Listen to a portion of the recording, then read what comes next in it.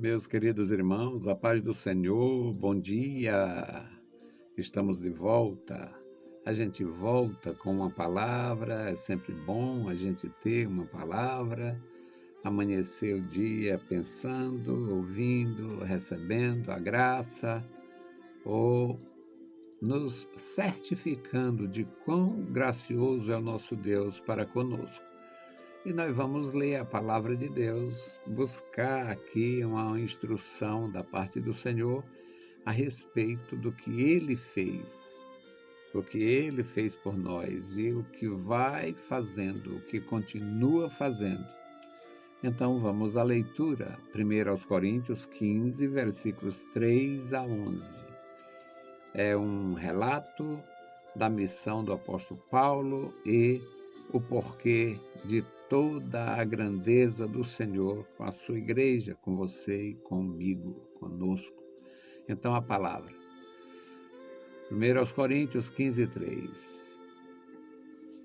Porque primeiramente vos entreguei o que também recebi, que Cristo morreu por nossos pecados, segundo as Escrituras, e que foi sepultado e que ressuscitou ao terceiro dia, segundo as Escrituras, e foi visto por Cefas e depois pelos 12.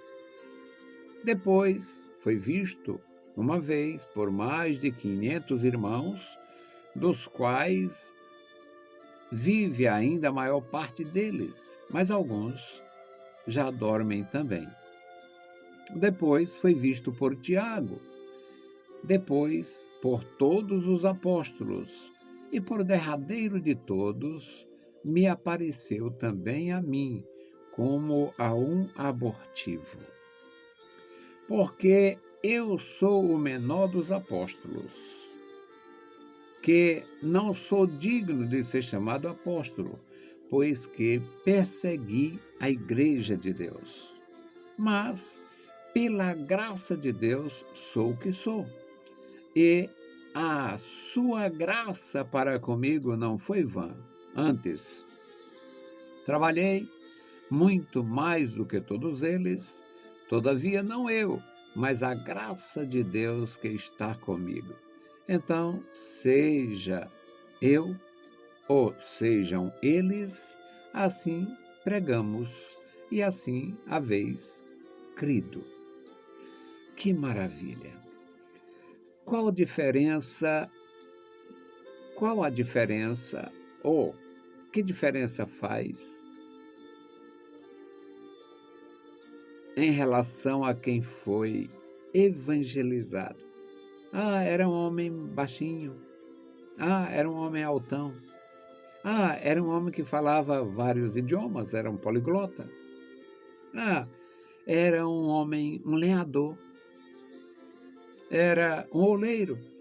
Era um homem que trabalhava em olaria, fazendo tijolos, fazendo telhas.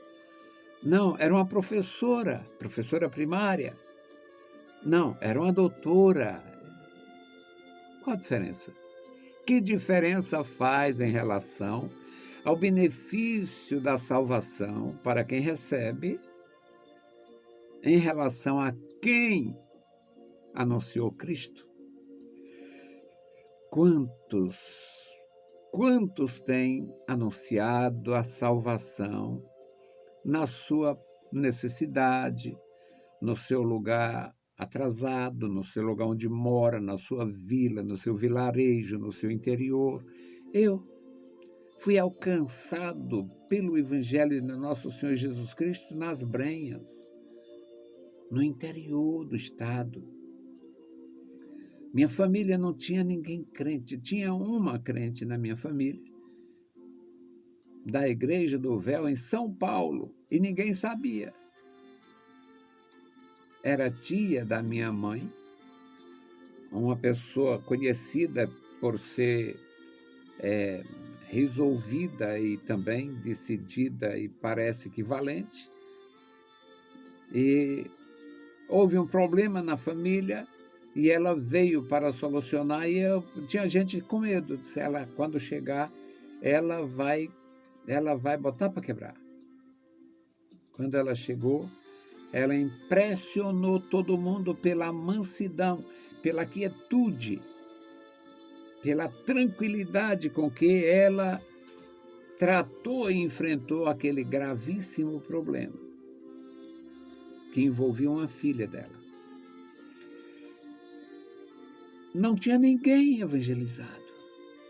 Só tinha esta senhora, não sei se ela tinha mais parentes lá, filhos, sobrinhos, netos. Ela já era uma senhora de idade, acredito, 50 e tantos anos, quando eu a vi uma única vez. Mas ela não me evangelizou. Ela veio para solucionar um problema ali. Mas a presença dela e a mudança que havia acontecido nela impressionou a família dela, a minha família, a família da minha mãe. E eu fui evangelizado logo a seguir. Eu fui evangelizado ali. Fui evangelizado, ouvi o evangelho por parte de um missionário batista, ouvi o evangelho por parte de um senhor da Igreja do Véu mesmo, e ouvi o evangelho na noite que me converti, por um grupo de assembleianos que estavam pregando lá nas Brenhas. Claro que eu jamais esqueceria aquele memorável dia e as pessoas que estavam ali. O dono da casa, Francisco Alves de Souza, Alfredo Batista e o Guilherme William, o missionário americano e outras pessoas. João Saraiva, pastor João Saraiva e outras pessoas. Então, mas que diferença faz você ser evangelizado por um grupo de pastores, por um missionário formado ou por uma pessoa que faz tijolo e telha na beira do lago? Não faz diferença e aprendemos aqui. O apóstolo Paulo diz, aqui para todos, para ficar claro para todos. Primeiramente vos entreguei o que também recebi. Não estou fazendo nada diferente. Primeiramente eu vos entreguei o que também recebi, que Cristo Jesus morreu pelos nossos pecados, conforme está escrito, segundo as Escrituras. Foi sepultado e ressuscitou ao terceiro dia, de acordo com as Escrituras, segundo o que está escrito. Foi visto por Cefas, é o nome aramaico de Pedro. Foi visto por Cefas e depois pelos 12, por todos juntos. Depois foi visto uma vez por mais de 500 irmãos. Ele não especifica a data aqui, o dia, mas tudo leva a crer que foi no dia da ascensão do Senhor Jesus, quando ele foi assunto aos céus. Foi visto por mais de 500 irmãos, dos quais ainda vive a maior parte deles. E depois foi visto por Tiago. Esse Tiago é o irmão de Jesus, que os idólatras negam.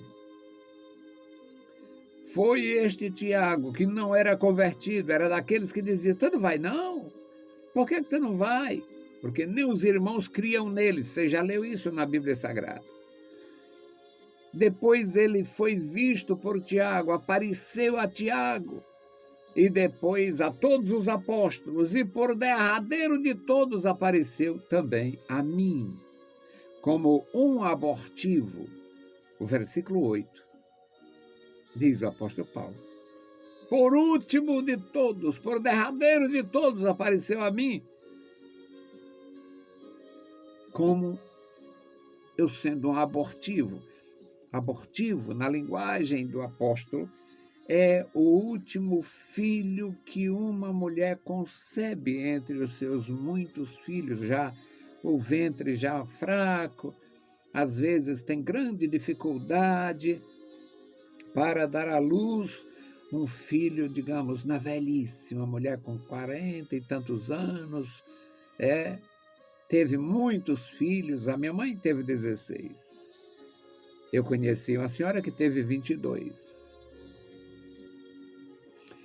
Então, o último filho, os últimos filhos, é que ela tem grande possibilidade de abortar, e muitas abortam, então é o chamado abortivo.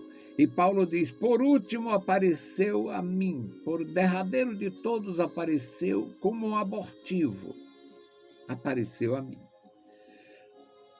E ele justifica a sua condição, apesar de glorificar a Deus. Ele diz, porque eu sou o menor dos apóstolos, que nem sou digno de ser chamado de apóstolo, porque eu era inimigo. Eu persegui a igreja de Deus.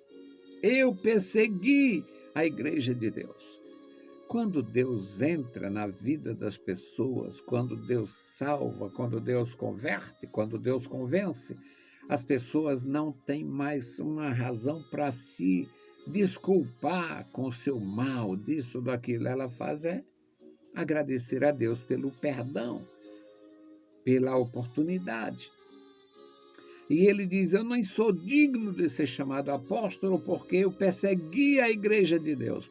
Mas Deus é cheio de graça. O versículo 10 ele diz, mas pela graça de Deus sou o que sou. Pela graça de Deus sou apóstolo. Pela graça de Deus sou evangelista, eu evangelizo. Pela graça de Deus eu prego, sou pregador. Pela graça de Deus eu trabalho na obra de Deus. Pela graça de Deus sou o que sou. E a sua graça para comigo não foi inútil. Eu aproveitei, já que eu era indigno, ignorante, errado, e eu recebi a graça e coloquei em prática. Trabalhei mais do que todos eles para compensar. Trabalhei mais do que todos os outros. Todavia, não é uma questão pessoal, não é um interesse pessoal, mas a graça de Deus que está comigo. Então, seja eu, sejam eles, assim pregamos e assim vocês receberam a salvação, receberam a palavra, receberam o perdão, foram reconciliados com Deus. Que diferença faz? Nenhuma diferença faz. Quando você recebe o perdão, recebe a graça, ter sido evangelizado por um doutor ou por um homem do campo, ter sido evangelizado por um dos apóstolos de nosso Senhor Jesus Cristo ou por um que se converteu depois. O Barnabé nunca viu Jesus, tudo indica. O Saulo nunca viu Jesus, tudo indica. O Lucas nunca viu Jesus, tudo indica. E eram evangelistas, escritores, pregadores, excelentes servos do Senhor, contribuindo com o reino de Deus. Que Deus abençoe você, meu amado irmão, que Deus abençoe você, minha querida irmã, que Deus nos ajude e que nós possamos desempenhar a missão, o trabalho do Senhor, fazer a obra de Deus de tal forma que os irmãos sejam beneficiados, abençoados, e isto é importante. E não faz diferença quem pregou para mim ou para você. A diferença é o que nós éramos e o que nós somos. Éramos trevas e agora somos luz, luz no Senhor. Deus abençoe você grandemente. Bendito Deus, Pai Santo, Pai querido, Senhor da glória, nós lemos a Tua palavra, pedimos a Tua graça, estamos diante de Ti e suplicamos agora, Senhor, uns pelos outros. Abençoa os meus irmãos, da graça, da vitória, a Tua igreja, os pastores, as ovelhas, todo o Teu rebanho. Guarda os meus irmãos na cidade, no campo, em todo lugar. Querido Pai, ouve a nossa oração. Em nome de Jesus te pedimos. Amém. Saudamos a todos com a paz de nosso Senhor Jesus Cristo. Se o Senhor permitir, a gente volta. Deus vos abençoe.